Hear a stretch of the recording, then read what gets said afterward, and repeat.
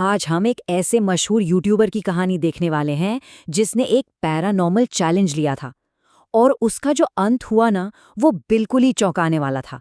ये कहानी सिर्फ भूतों के बारे में नहीं है, बल्कि सच और वहम के बीच जो एक पतली सी लाइन होती है ना, ये उस बारे में है। तो ये था स्वस्तिक का तकिया कलाम। उसे लोग द नाइट हंटर के नाम से जानते थे और वो एक बहुत ही मशहूर यूट्यूबर था। उसका मानना था, बिल्कुल पक्का वाला मानना, कि ये भूत प्रेत जैसी कोई चीज असल में होती ही नहीं। सब सब बस हमारे दिमाग का खेल है, एक वहम। स्वस्तिक का बस एक ही मकसद था, एक ही मिशन। वो ये साबित करना चाहता था कि डर के अलावा दुनिया में और कोई चीज नहीं है जिससे डरने की जरूरत हो। तो वो अपना कैमरा उठाता था और निकल पड़ता था, पुराने किलों में, सुनसान अस्पतालों में, टूटी फूटी हवेलियों में, और ये सब बस इसलिए ताकि वो सबको दिखा सके कि देखो, यहाँ कोई भूत वूत नहीं है। तो हुआ ये कि उसके एक सब्सक्राइबर ने उसे एक जगह जाने को कहा, और इस बार स्वस्तिक अपने अगले चैलेंज के लिए एक, कह सकते एक कुख्यात जगह पर पहुंच गया। एक ऐसी जगह जिसकी कहानी सुनकर ही किसी के भी रोंगटे खड़े हो जाएं। ये जगह थी एक अनाथालय, और पता है, इसे उस इलाके की सबसे डरावनी जगहों में से एक माना जाता था। 15 साल पहले यहाँ एक बहुत बहुत भयानक आग लगी थी, और उस रात के बाद से ये अनाथालय पूरी तरह वीरान पड़ा था। इसकी दीवारें मानो आज भी उन दर्दनाक कहानियों को अपने अंदर समेटे हुए थीं। तो स्वस्तिक ने अपने फॉलोअर्स को एकदम क्लियर बता दिया।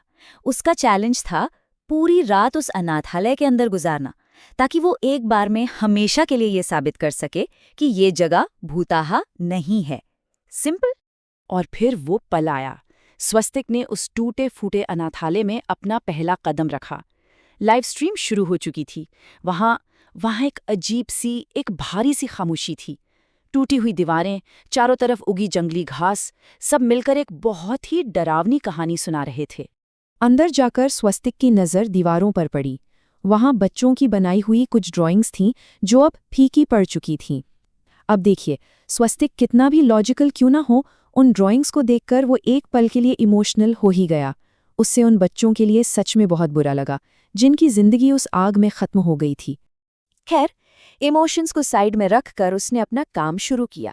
पूरे कॉन्फिडेंस के साथ अपना सारा सामान सेट किया, फोन को स्टैंड पर लगाया, लाइव स्ट्रीम चालू थी। फिर बैग से निकाले मोशन सेंसर। उसका मानना था कि उसके ये साइंटिफिक गैजेट्स हैं ना, ये किसी भी सो कॉल्ड पैरानॉर्मल एक्टिविटी की पोल खोल देंगे। मतलब जरा सी भी हलचल हुई तो ये उससे पकड़ लेंगे। और यहीं से चीजें बदलनी शुरू होती हैं। रात के 2:55 पर एक सेंसर बीप हुआ। स्वस्तिक ने सोचा, अरे चूहा होगा। लेकिन ठीक 3 बजे, एक नहीं 3 सेंसर एक साथ बीप करने लगे।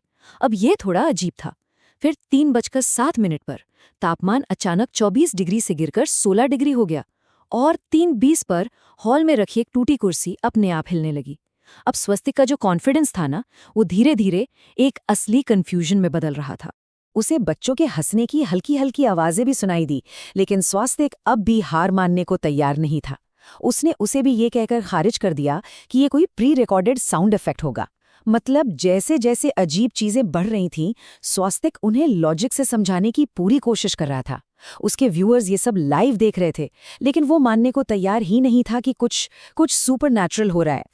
और अब कहानी उस पॉइंट पर पहुंचती है जहां अनाथालय के अंदर जो कुछ भी हो रहा था वो इतना भयानक हो गया कि उसे नजरअंदाज करना नामुमकिन था। घड़ी में बज चुके थे सुबह के 3:33। चैलेंज का सबसे जरूरी पल।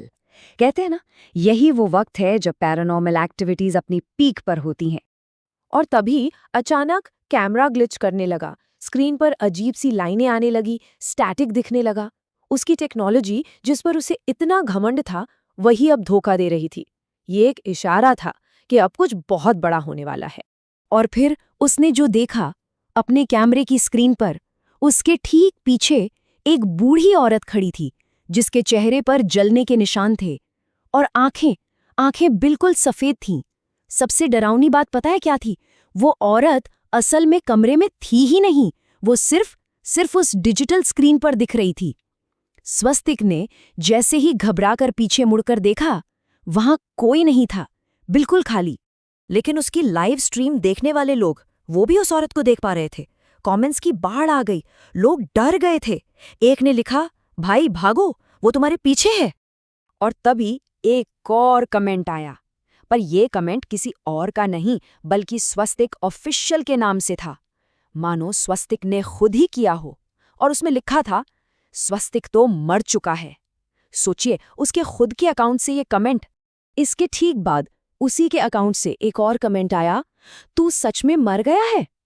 बस, ये दूसरा और आखिरी मैसेज। इसने स्वस्तिक की पूरी दुनिया ही हिलाकर रख दी। ये कोई मजाक नहीं था। ये कमेंट पढ़ते ही उसकी दिमाग में बिजली की तरह एक भूली हुई एक भयानक याद कौंध गई। और यहीं पर कहानी का असली ट्विस्ट सामने आता है। जो कुछ भी अब तक हो रहा था वो वैसा था ही नहीं जैसा दिख रहा था। और जो सच्चाई थी वो भूतों से भी कहीं ज्यादा भयानक थी। तो सच ये था कि स्वस्तिक एक यूट्यूबर नहीं था, वो एक आत्मा था। वो कोई घोस्ट हंट लाइव स्ट्रीम नहीं कर रहा था, बल्कि उसका दिमाग अपने आखिरी मिशन को बार बार जी रहा था। वो जिंदा नहीं था।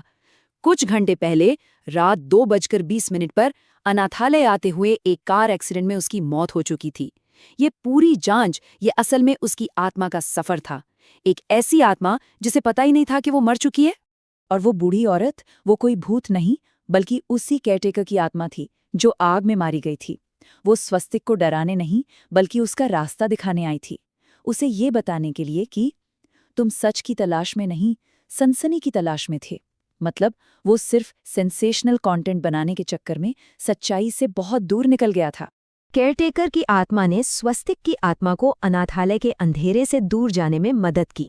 और जैसे ही स्वस्तिक ने इस सच को माना, उसे एक अजीब सी शांति मिली। और ठीक उसी पल लाइव स्ट्रीम वाला कैमरा जमीन पर गिर गया। स्क्रीन पर अब बस वो खाली हॉल दिख रहा था। अगली सुबह जब पुलिस वहां पहुंची तो उन्हें वो कैमरा मिला। पुलिस रिकॉर्ड्स के मुताबिक स्वस्तिक की मौत तो मीलों दूर हुए कार एक्सीडेंट में हुई थी। तो सवाल ये है कि अगर वो वहां पहुंचा ही नहीं तो उसका कैमरा यहां कैसे आया?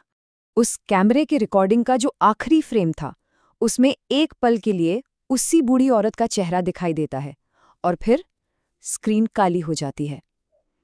ये एक ऐसा सबूत था जो इस कहानी को हमेशा हमेशा के लिए एक रहस्य बना गया।